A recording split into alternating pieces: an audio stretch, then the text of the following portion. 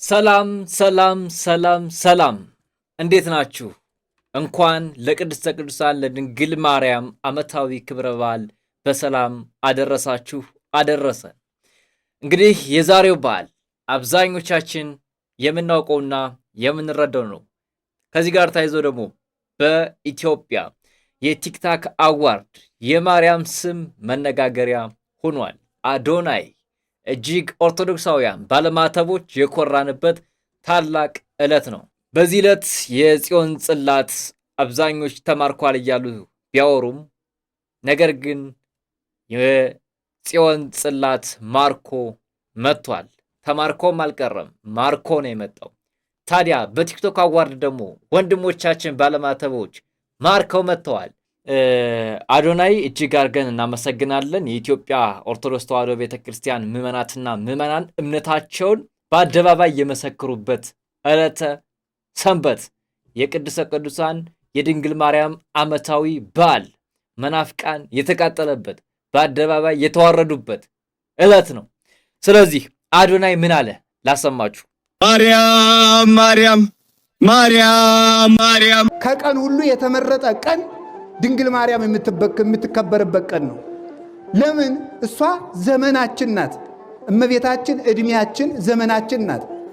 ማርያም የሚለው ስም ሲነሳ ሰው እንደሆነ ያደረግሽ እግዚአብሔር አንቺን አይቶ እንዲፈጥረኝ ምክንያት የሆንሽ ምክንያተ ፍጥረት ብለን እመቤታችንን እናስባታለን።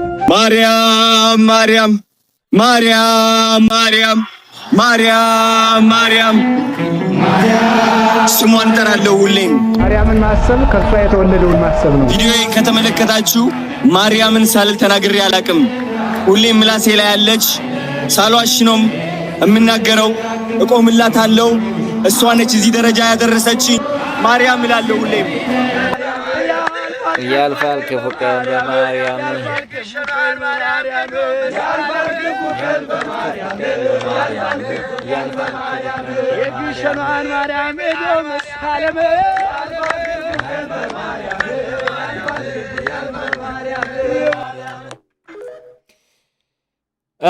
እንግዲህ እንዳያችሁት ነው የአክሱም ጽዮን ማርያም የምትከበርበት ዕለተ ሰንበት ዓመታዊ ክብረ በዓል።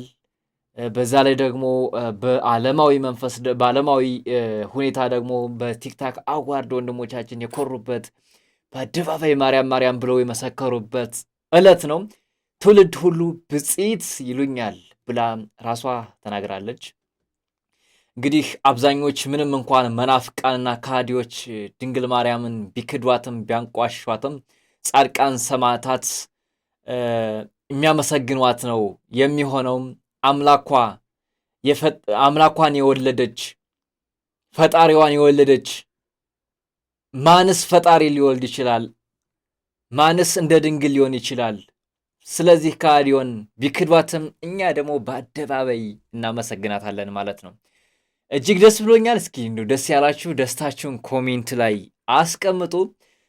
ከዚህ ከቲክታክ አዋርድ ጋር በተያያዘ አይታችሁታል።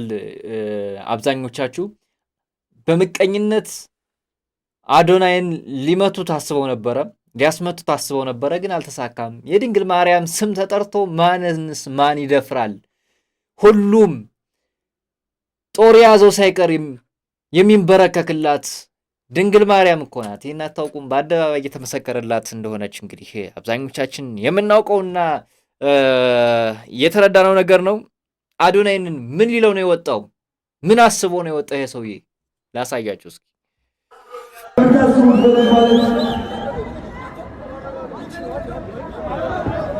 ስለ ድንግል ማርያም ተናግሬ ዘርዝሬ አልችለውም፣ እሷ ሁሌ ከጎኔ ናት ሲል ነው እንግዲህ የመናፍቁ መንፈስ ተነስቶ ሊደበድበው የተነሳ ማለት ነው። አብዛኞቻችሁ እንግዲህ ተናዳችኋል። በዘወይ የቲክታክ አዋርዱ እሱ ስለበለው ስላልበለው የሚለውን ተውትና ቲክታክ አዋርዱን የሃይማኖት መስበኪያን ያደረጋችሁት አብዛኞቻችሁ። ኢየሱስ ጌታ ነው፣ ከሌ እንደዚህ ነው፣ ከሌን ተቀበል። እኛ የተቀበልነው እኮ ጌታችን ኢየሱስ ክርስቶስ እኮ ድንግል ማርያም ከመምጣቷ በፊት አዲስ ኪዳን ኢየሱስ ክርስቶስ ከመምጣቱ በፊት ብሉይ ኪዳን ከመኖሩ በፊት እንዴ በሕገ ልቦና አስተምር የነበረች ቤተክርስቲያን እኮ ናት ኢየሱስ ክርስቶስ የተቀበለች። እናንተ እኮ አይደላችሁም። እናንተ እኮ መቶዎች ዓመት ራሱ ያልገባችሁ ሰዎች እኮ ናቸው። ሃይማኖት አለን እያላችሁ በአደባባይ የምትጮሁብና የምትጨፍሩብን ሰዎች እንዴ የነ ሉተርን አስተምሮ ተቀበሉ የምትል ሰዎች አሁን እናንተ ከኛ ጋር ትተካከላላችሁ? ዓለምን ከፈጠረው ንጉሥ ጋራ ትናንት ፈላስፋ ሆኖ ከወጣ ሰው ጋራ ኢየሱስ ክርስቶስ ከፈጠረው ፍጡር ለዘውም ፈላስፋ ተመራማሪ ነኝ የሚል ሰው ሃይማኖት እመኑ ስትሉ አታፍሩም? እንደው ትንሽ አይቆጫችሁም? ሰውን ሊያሳስተው ሲሞክር እንደው ትንሽ እንደው አይበሰጫችሁም? ኢየሱስ ክርስቶስን ከተቀበልን ዘመናት አልፈዋል፣ ዓመታት አልፈዋል። ስለዚህ ይልቁንስ ወደ ብርሃኑ ኑ፣ ወደ ጨለማው መንገድ የገባችሁ ኑ፣ በብርሃኑ ተመላለሱ። ብርሃኑ በአደባባይ እያበራ ነው። ድንግል ማርያም እየተነገረች ነው። ኢየሱስ ክርስቶስ ተሸፈነ የምትሉ የመናጢ መንፈስ የተዋረሳችሁ ሰዎች አላችሁ። እናንተ ተመለሱ፣ ወደ ቤቱ ኑ። እየጠራ ነው በአደባባይ። አሁንም ወደ ኦርቶዶክስ ተዋሕዶ ቤተክርስቲያን ከመጣችሁ ሽልማቱ የእናንተ ነው። ሽልማቱ ነገ የእናንተ ነው። ትበሉታላችሁ። የሚቀርባችሁ ነገር የለም። በጨለማ ስላላችሁ ነው እንግዲህ መብራቱ አልበራ ብሎ ያልታያችሁ ሽልማቱንም ሳትወስዱት የቀራችሁ ማለት ነው። ሌላው አዶናይ ካናዳዊ ነው፣ ኢትዮጵያዊ አይደለም። ለምንስ በቲክታክ አዋርድ መሳተፍ አስፈለገው ብለው ደግሞ የመናፍቁ መንፈስ ተነስቷል። ኦልሬዲ ተበልቷል እኮ ተሸልሟል። ምን ታረጉታላችሁ እንግዲህ? ይባስ የማይረባ ቃል ከመናገር በስተቀር አመላችሁን ከማክፋት በስተቀር የምታመጡት ነገር የለም። ጅብ ከሄደ ውሻ ጮኸ የሚባለው ተረት እየደረሰ ያለ በእናንተ ነው። አዳምጡት እስኪ ይህንን። አዶናይ ለምን ወሰደ ሳይሆን አዶናይ የምንም አገር ተወላጅ ሊሆን ይችላል፣ ግን ዜግነቱ ካናዳዊ ነው። ስለዚህ ኢንተርቪውንም ሰምታችሁ ከሆነ አሜሪካ መጀመሪያ መጣው፣ ከአሜሪካ ስላልተሳካለት ወዴት ነው ሄደው? ወደ ካናዳ ነው ሄደው። ካናዳ ሄደው የካናዳ ዜግነት ወስዷል። ስለዚህ የካናዳ ዜግነት ከወሰደ የዛን ሀገር ኢትዮጵያ ላይ የሚደረገው የትኛውም ውድድር አይመለከተውም ማለት ነው። ምክንያቱም ቲክታክ አዋርድ ያደረገው የምንድን ነው? የኢትዮጵያውያን ኢትዮጵያ ውስጥ የሚኖሩ በመላው ኢትዮጵያ ያሉ የቲክታክ አዋርድ ብሎ ነው የጠራው። ስለዚህ አዶናይ የምንድን ዜግነት ነው ካላችሁ ካናዳዊ ነው። ማንም በሀገሩ በተወለደበት ሀገር ዜግነቱን ማጣት እንደማይችል አይደለም ተወልዶ ባደገበት ሀገር በስደት ሄደህ እንኳን የሰው ሀገር ዜግነት ተቀብያለሁ የዚህ ሀገር ዜጋ ነኝ ብለህ ትናገራለህ። እና እንደዚህ አይባልም። በይዘው ተወልዶ ያደገበት ሀገር ነው። ካናዳም ይኖር ጀርመንም ይኖር ኤቲም የትም ቦታ ይኖር በሀገሩ መጥቶ የመወዳደር መብት አለው። ይሄ ኦልሬዲ ስለተበላ ነው እንደዚህ አይነት ነገሮች የምታነሱ ሰዎች አላችሁ። ይሄ የማይረባ ተልካሽ አስተሳሰብ ብለን እናልፈውና ጌታ ኢየሱስን ተቀበሉ፣ በአደባባይ ተቀበሉ። ሴቶች ስብከት ወጥተዋል። አሁን መጽሐፍ ቅዱስ አይፈቅድም። ፀጉሯን አንጨብራ ደግሞ ስብከት ስትወጣ ትንሽ አታፍርም? የኔን ስጦታ ልስጣችሁ፣ የዘላለም ስጦታ፣ የማያልቅ ስጦታ ልስጣችሁ። የኔን ስጦታ ከተቀበላችሁ የነገ እናንተ ተቀባይ ናችሁ።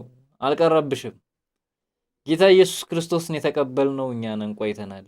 ኦልሬዲ በመጀመሪያው ላይ ስለተናገርኩት እንደው ላሳያችሁ ብዬ ነው እንጂ ተናዳችኋል፣ በሽቃችኋል። ይህ የኦርቶዶክሳውያን ጊዜ ነው። ካሁን በኋላ የጨለመው ዘመን አልፏል። በተለይ እንዳልካቸው ዘነበ የሚባል የወረደ አስተሳሰብ ተናግሯል። ምን አለ? ማስተዋል የጠራችሁ ኢየሱስ ይመጣል። አሁን ያልኳት ልጅ ማለት ነው። አዶናይ የጠራት ማርያም ደግሞ አትመጣም ይላል። እንዳልክ አይነት ጾም አደዳ አዶናይ ሽልማት ላይ ስትወጣ ማርያምን አመሰገንክ፣ መብትህ ነው። ምክንያቱም የትኛውም የእምነት ተከታይ ሲወጣ ማመስገን ያለበትን አካል ያመሰግናል። ሙስሊሙ አልሐምዱሊላህ ይላል። ለምን አልክ ልትለው አትችልም፣ መብቱ ነው። የፕሮቴስታንት እምነት ተከታይ ጌታ ይመስገን ይላል። የኦርቶዶክስ እምነት ተከታይ እግዚአብሔር ይመስገን ደስ ያላችሁን ማለት ትችላላችሁ፣ መብታችሁ ነው። በዚህ አጋጣሚ ልክ እንደ አንድ ኦርቶዶክስ አዶናይ ወጥተህ ማርያም ስታመሰግን በጣም ደስ ብሎኛል። ማርያምን እንደሚወዳት አንድ ኦርቶዶክስ ማለት ነው። ማስተዋል የሰራችሁ ስህተት፣ ማስተዋል ምን ስህተት ሰራች መሰላችሁ? አንደኛ ማስተዋል ተወዳዳሪ አይደለችም። ተሸልማ መታ አይደለም፣ ሸላሚ ናት። ስራዋ ምንድን ነው? የያዘችውን ዋንጫ እንትን ከፍታ ለተሸላሚ መስጠት። መታ ምንድን ነው ያለችው? እሷ ለተወዳዳሪዎች በሙሉ ለእናንተ የምሰጣችሁ አንድ ሽልማት አለኝ ስትል እኔ የመሰለኝ የእውነትን የመሰለኝ ምንድን ነው የስፖርት ፌዴሬሽን ምክትል ፕሬዚዳንት ነች አይደል ማስተዋል? ስለዚህ የሆነ ሽልማት ልትሰጣቸው ነው። ጌታን ተቀበሉ፣ ጌታን ስትቀበሉ ህይወታችሁ ስኬት ይኖረዋል፣ የተሻለ ቦታ ላይ ትገኛላችሁ አለች።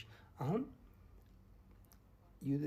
እንትና ማስተዋል መብት የላትም መስበክ እዛ ቦታ ላይ ወጣ ሰብካ የመውረድ ፈቃድ የላትም። ለምሳሌ ዲያቆን ሄኖክ ኃይሌ ሸልምና ተብሎ ተጠርቶ ወጥቶ እዚህ የምትገኙ ቲክቶከሮች ሁላችሁም ማርያም አማላጅ መሆኗን እመኑ ቢል ኦርቶዶክስ ስለሆንኩኝ ጎበዝ ምናምን አልለው።